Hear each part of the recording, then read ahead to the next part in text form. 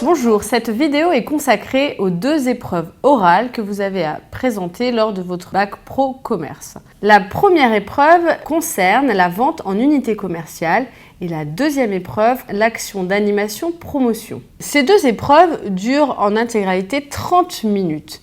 Les 10 premières minutes, vous présentez votre travail. Et ensuite, vous avez 20 minutes de questions-réponses avec le jury.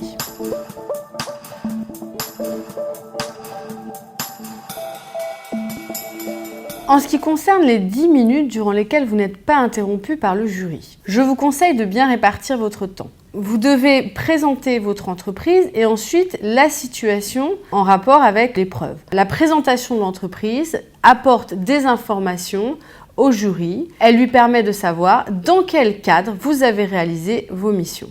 Les 3 premières minutes, je vous conseille de les consacrer à l'entreprise et les 7 minutes suivantes à la situation que vous avez à présenter.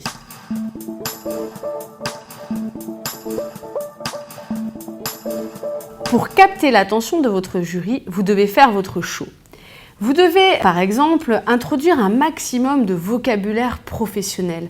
Vous devez préparer vos phrases à l'avance pour qu'elles soient le plus fluides possible, pour que vous montriez que vous n'hésitez pas. Votre travail, vous le connaissez, les notions indispensables à l'obtention de votre bac professionnel commerce, vous les maîtrisez. Autre conseil, au cours de l'oral, il faudrait que vous ayez la possibilité de montrer des documents à votre jury. Lorsque vous abordez la question de la zone de chalandise au cours de la présentation de l'entreprise, il est impératif de la montrer. De la même manière, il est important de montrer l'organigramme. Lorsque vous parlez de différents produits que vous avez vendus, il est intéressant de montrer des photos de ces fameux produits.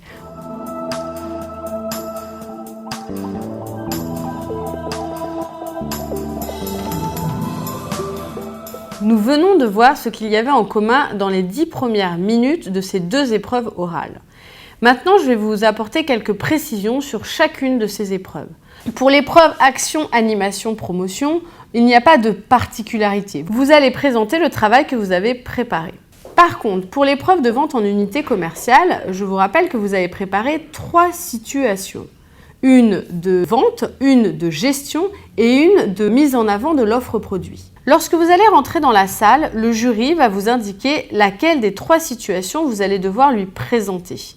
À ce moment-là, il va falloir qu'en amont, vous ayez bien organisé vos documents de façon à ce que vous ayez accès tout de suite aux documents qui sont en rapport avec la situation demandée.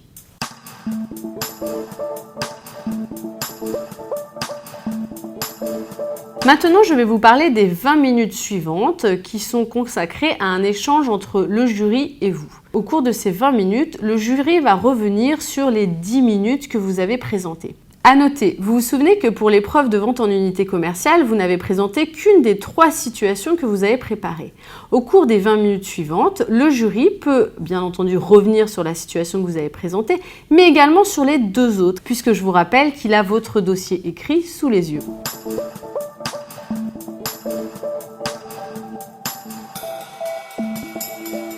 Dans les 10 premières minutes, vous maîtrisiez votre show puisque le jury ne vous a pas interrompu. Par contre, dans les 20 minutes suivantes, le jury va vous tester sur une autre facette de vos qualités de vendeur. Il va vous tester sur votre capacité à écouter, à communiquer et à répondre aux objections. Donc, il peut vous poser des questions sur le vocabulaire professionnel que vous aurez utilisé. Attention à maîtriser toutes les notions que vous aurez abordées au cours des 10 premières minutes. Je vous donne un exemple. Si vous parlez de vente additionnelle que vous avez réalisée, attendez-vous à ce que le jury vous pose la question de vos connaissances sur la vente complémentaire. Quelle différence faites-vous entre les deux? Est-ce que vous maîtrisez cette différence?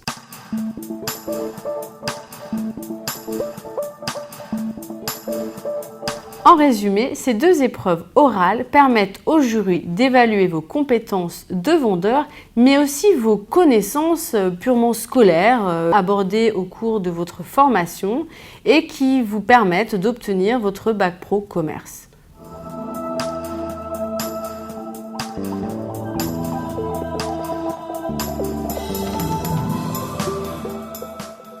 Maintenant que vous avez compris le déroulement de ces épreuves orales et le contenu des 30 minutes, je vais vous parler de la partie préparation. Alors, pourquoi vous parler de préparation? Eh bien, sachez quand même que les plus grands orateurs se préparent. Sur ce genre d'épreuve, il n'y a pas de place à l'improvisation. Il faut que le jury passe un moment agréable avec vous et pour ça, il ne faut pas qu'il vous sente stressé, angoissé par l'épreuve. Grâce à cette préparation, vous allez vous montrer enthousiaste, souriant et à l'aise. Vous avez plein de façons de vous entraîner pour cet oral. Vous entraînez tout seul à répéter votre discours. Vous entraînez auprès de vos camarades, car c'est important, ils préparent la même épreuve que vous. Ils peuvent vous faire un retour critique et objectif de votre travail. Vous pouvez aussi solliciter vos formateurs. Vous disposez au CFA d'un bureau des oraux. Un de mes collègues vous accueillera et vous entraînera. Autre possibilité, n'hésitez pas à vous filmer, à vous enregistrer.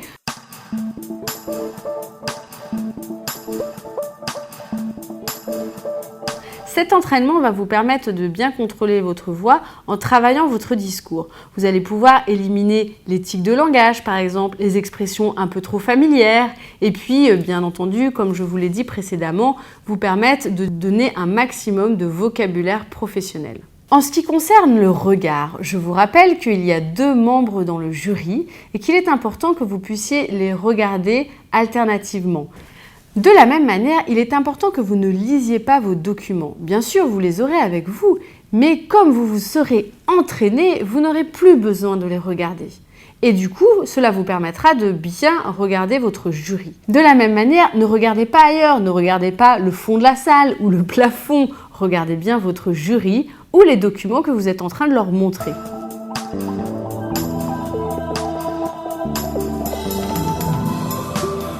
Cette épreuve peut être source de stress. Donc, pour pouvoir bien gérer ce stress, n'hésitez pas à utiliser les notions que vous avez pu apprendre lors de vos séances de sophrologie, par exemple. Ou alors, n'hésitez pas à prendre le temps de respirer, de travailler cette respiration qui va vous permettre de maîtriser vos émotions.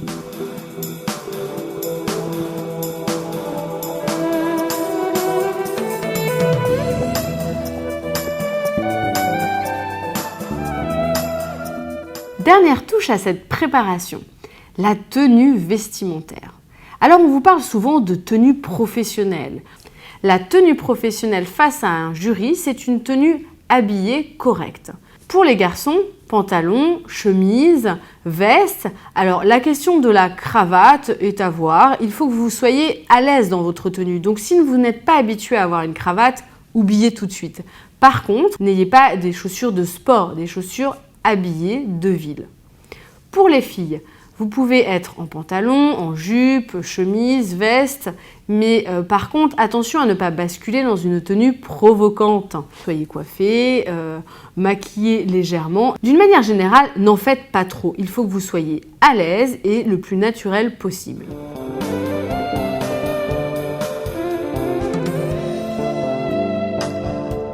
En conclusion, ce que je peux vous dire, c'est que votre métier, vous le connaissez. L'oral est juste l'occasion de le raconter. Alors, préparez-vous bien, entraînez-vous et surtout, faites-vous confiance et tout ira bien.